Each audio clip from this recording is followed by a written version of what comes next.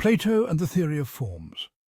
Often discussed alongside Plato in the history of philosophy, the theory of forms is a concept the philosopher developed, drawing inspiration from the Pythagoreans and Parmenides.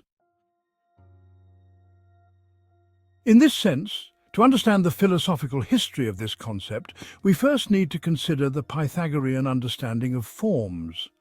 According to the Pythagoreans, what allows things to be what they are and to act as they do are their forms. These forms can only be grasped through thought and exist in a multitude. And things like the earth and stars that make up the natural world are not dependent on human thought. This is similar to how a potter, even when making a circular plate, doesn't truly replicate a perfect mathematical circle.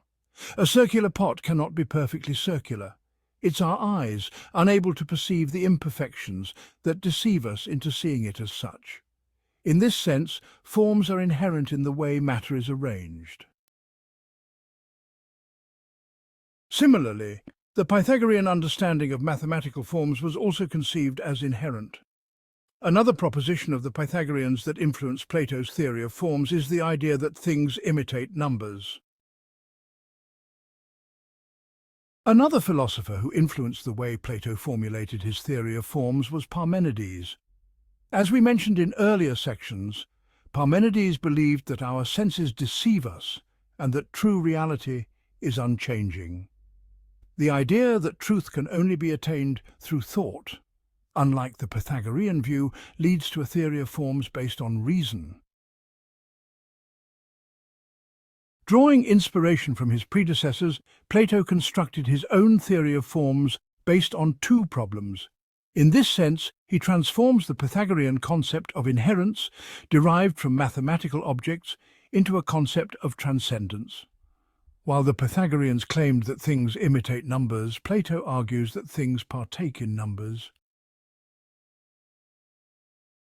This concept of partaking can be explained as follows. To say that a rose partakes in redness is to say that there is redness in the rose.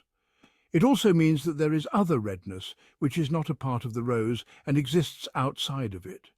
The other instances of redness are undoubtedly in other roses.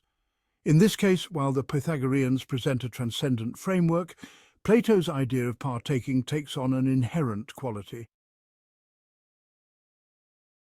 However, in the final analysis, Plato's conception reaches a point where transcendence and inherence encompass each other. Parmenides' fundamental belief that sensory things do not provide knowledge and that things perceived by the senses cannot be known is based on the fact that we can only know things in the natural world through our senses. However, the constant change of things subject to senses makes us doubt whether we can truly know them. But this only allows us to say that they are not real things.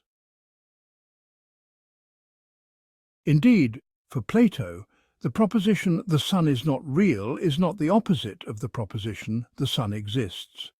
What is referred to as the sun does not conform to the transcendent reality of the sun. There is a difference between the thing that truly exists as the sun and the thing that we call the sun.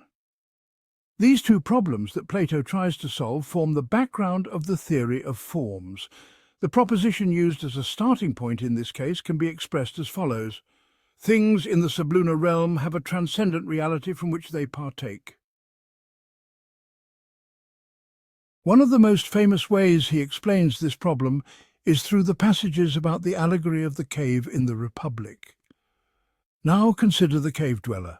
Freed from his chains, he turns from shadows to puppets and then to the light, then he goes outside into the sunlight. There he still sees not the living creatures and plants themselves, but their reflections in water, the shadows of real beings. What they saw before were only shadows created by a light similar to the sun.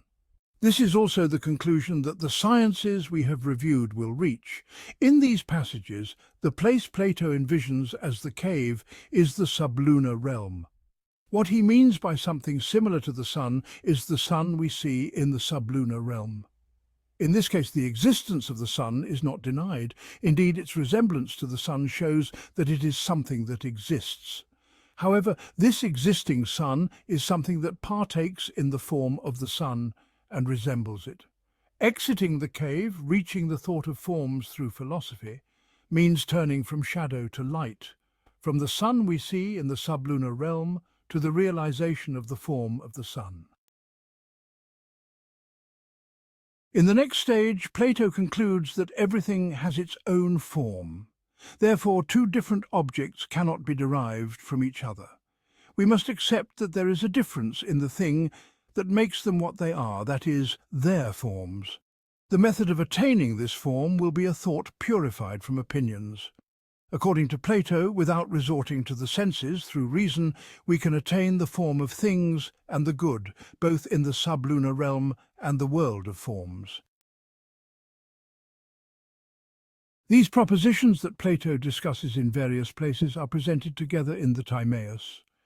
In this case, the beginningless and endless forms, which do not take in any foreign object and do not enter another place themselves, are invisible, not perceived by different sense organs, and can only be understood by reason, distinct and unchanging. At this point, the form becomes something invisible, formless, independent of matter in a difficult-to-grasp relationship that encompasses everything. Therefore, the forms of objects that have volume are not obtained through the senses, and those who can attain forms are only philosophers who have prepared themselves for right thinking.